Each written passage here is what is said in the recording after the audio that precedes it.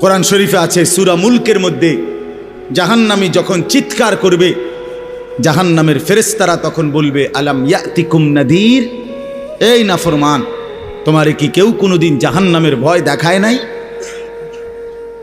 ক্বালু বালা, সে বলবে, হ্যাঁ, কদ জাআনা নাদির, আমার কাছে বহু ভয় প্রদর্শনকারী বান্দা এসেছিল।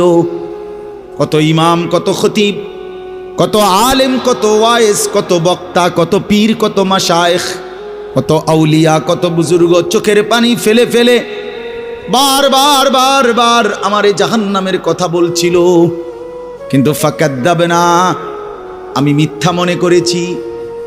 অকুলনা মা নাযালাল্লাহু মিন শাই, আমি আরো বলছি এগুলো আল্লাহ বলে নাই, তোমরা মোল্লারা মুন্সিরা তোমরা বানায়া বানায়া বলো।